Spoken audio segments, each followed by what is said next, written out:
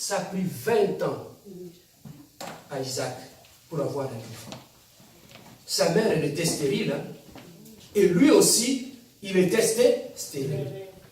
Mais la Bible nous dit, Isaac pria Dieu pour que Dieu ne puisse lui donner un enfant. Donc, même lorsqu'on est dans l'alliance, cela n'exclut pas que le problème ne viendra pas. Le problème viendra. Mais la Bible nous dit, pendant 20 ans, Isaac n'avait pas prié, il n'avait pas d'enfant. Mais le jour où il avait pris la décision de se lever et de prier, il a vu l'accomplissement de la promesse dans sa vie.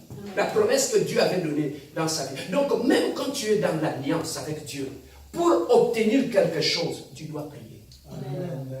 Tu ne peux pas croiser les bras. Oh non, moi je suis dans l'alliance, je suis fils d'Abraham, je suis fils de ceci. Tu restes à la maison, tu ne veux pas travailler, tu vas mourir pauvre.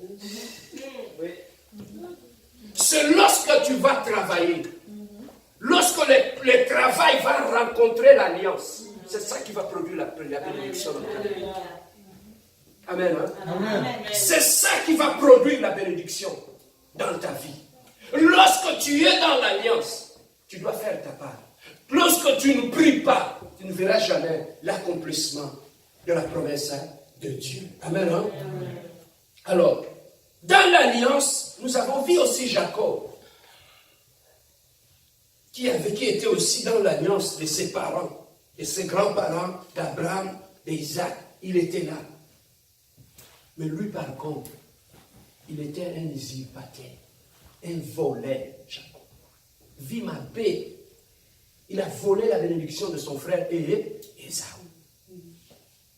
Mais pendant qu'il fuyait, son frère voulait le tuer. Les parents ont dit non, petit, tu ne vas pas rester ici, ils vont te tuer. Il a couru chez son oncle Laban. En allant là-bas, pendant qu'il était en train de fuir son frère, arrivé au milieu de la nuit, il était avec sa famille. Il a dit non, on couvre. Il a pris tous ses enfants, ses femmes, ils les ont dit avancez.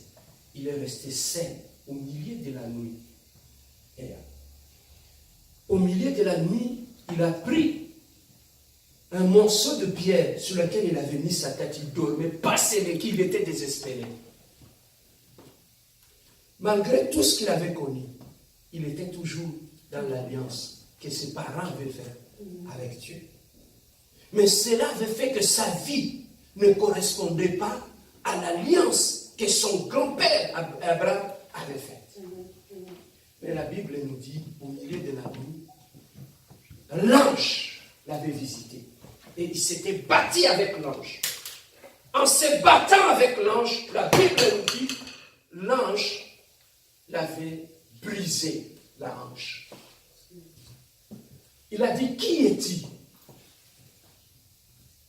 L'ange a brisé la hanche de Jacob. Jusqu'à ce que Jacob a dit, je ne te laisserai pas, jusqu'à ce que tu vas me bénir. Et Dieu l'avait béni. Bien aimé, je vais rapidement ouvrir une parenthèse. Jacob, avant de rencontrer Dieu, avant qu'il soit béni, Jacob marchait très bien. Mais après avoir lutté avec Dieu, avant que Dieu ne puisse le bénir, Dieu l'avait brisé la hanche. Automatiquement, Jacob qui marchait bien, Jacob avait commencé à boitiller. Tout simplement pourquoi? Parce que l'ange l'avait brisé la hanche. Qu'est-ce que je veux dire par là? Bien aimé, tu ne peux pas rencontrer Dieu et continuer à marcher comme tu marchais. Lorsque tu as rencontré Dieu, Dieu doit briser quelque chose en toi. Qu'est-ce que Dieu a brisé dans ta vie? Voilà la terre. J'ai juste 15 minutes pour terminer. Qu'est-ce que Dieu a brisé dans ta vie? Que tu pourras montrer aux gens que n'a pas dans Zambé. Qu'est-ce que tu peux montrer de palpable dans ta vie que tu as rencontré Dieu? Jacob avait rencontré Dieu. Dieu avait brisé sa hanche. Jacob ne marchait plus comme il marchait. Bien aimé, avant de rencontrer Dieu, on avait notre façon à nous de vivre. On avait notre façon à nous de marcher. Mais lorsque tu rencontres Dieu, il doit modifier ta façon de marcher. Il doit modifier ta façon de vivre. Et lorsque Dieu avait brisé la hanche de Jacob, Dieu lui a dit, à partir d'aujourd'hui, on t'appellera plus Jacob. Parce que ce nom-là veut dire usurpateur, voleur. L'a changé au Congo, comme Israël. Amen. Mais avant que Dieu ne puisse faire de lui Israël, Dieu d'abord avait brisé sa hanche. Bien aimé, pour que tu puisses accéder à certaines bénédictions de Dieu, Dieu a des choses qui doivent d'abord changer en toi. Le seul fait que tu luttes avec Dieu, tu refuses de lâcher à Dieu ta vie, il te sera difficile d'accéder à certaines bénédictions dans ta vie. C'est le jour où tu prendras la décision de te laisser aller. Dieu a des choses, je m'arrête par là, Dieu a des choses qu'il doit briser dans ta vie, dans ton caractère. Dieu a des choses, il a des marques, Dieu est passé par la croix, crucifié, en descendant de la croix. On a dit qu'il est ressuscité. Les disciples ont dit, Thomas a dit, papa, tu es ressuscité. Si tu es réellement ressuscité, montre-moi où sont les marques. Yesu alakisia maboko. Basi, kena lekani ni kulusu. Soko lekani ni kulusu, basi mbile mweza wapi. Na bomo inayo. Bile mweza wapi ya. Yesu azalaki nzambe. Batuni soki yondo se kwaki. Lakisa bilemo. Atongoli maboko. Alakisi mabusu. Mais maintenant, toi, si on te dit tu es passé par la croix, tu as rencontré Dieu, basi neza wapi. Où sont les signes dans ta vie? Où sont les signes dans ton caractère? Jacob, avant de rencontrer Dieu, il marchait bien. Mais après avoir lutté avec Dieu, Dieu avait brisé sa hanche. Son démarche avait changé. Sa façon de marcher avait changé. Dieu a des choses qu'il veut d'abord briser dans ta vie avant comme sur Israël. Dieu a des choses qu'il doit briser dans ton caractère avant de t'amener dans une nouvelle dimension de bénédiction. Et lorsque, bien aimé, il avait brisé, il a dit, Jacob, tu es voleur. Je ne peux pas te bénir parce que tu es voleur. Je dois d'abord te changer avant de te bénir. Et lorsque Dieu l'avait changé, c'est alors que la première des choses, comme il l'avait fait, il est fidèle. De la même façon, il l'avait fait avec son grand-père, Abraham, qui était devenu Abraham. Il a aussi fait la même chose avec Jacob, parce que c'est un Dieu d'alliance. Il avait fait alliance avec son grand-père. Il a dit, ta descendance, je vais le bénir. Même Jacob, qui était dans le péché, il était loin. Les jours qu'il avait pris la décision de revenir sur le droit chemin, il a commencé à voir le bénéfice de l'alliance de ses grands-parents.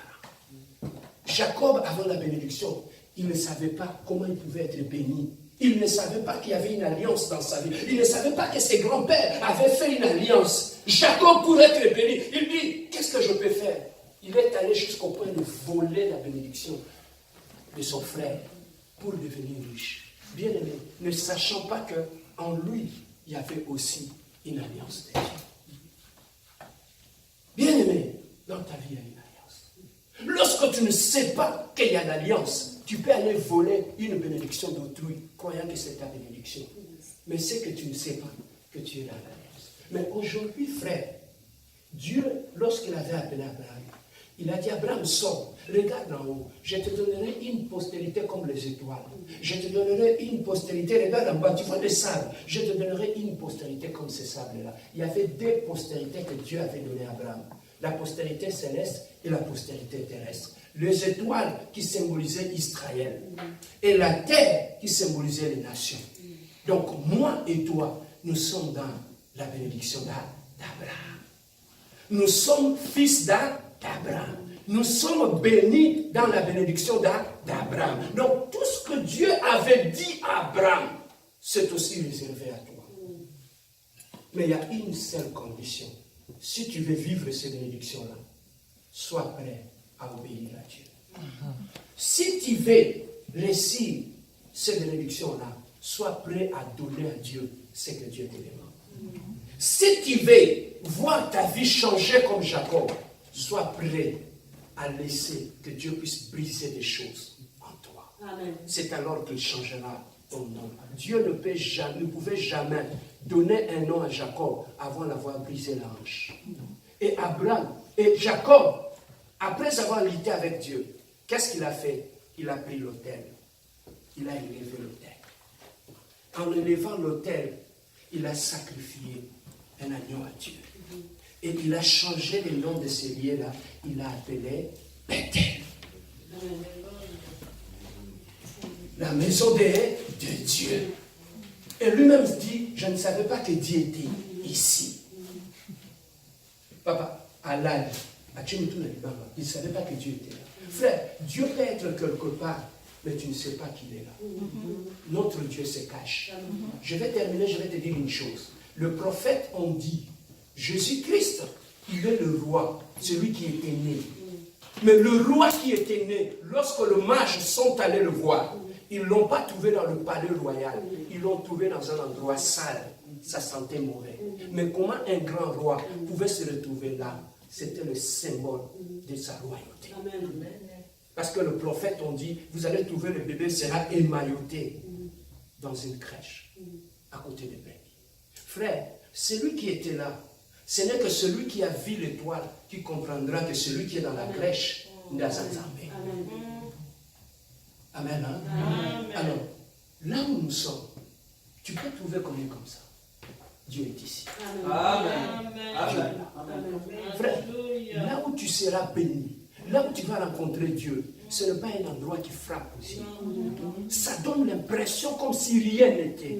Mais là, Dieu se cache. Amen. On était un jour en prière. On priait. On a prié, on était à Kinshasa. On priait avec les jeunes. Nous avons fini notre jeûne de 3 jours. Et à la fin, Dieu ne nous a pas parlé. Alors, avant la prière finale, il y avait un frère qui était là. Il y a quelque chose en moi qui me dit,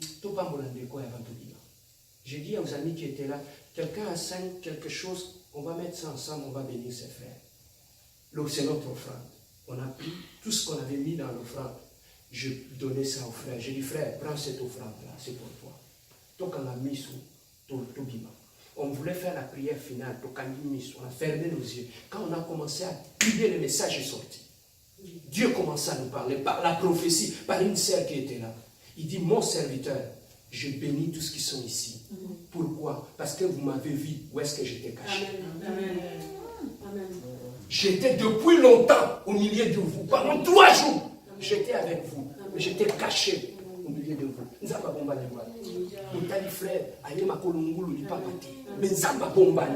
Dieu se cache. L'homme regarde ce qui frappe, mais Dieu se cache.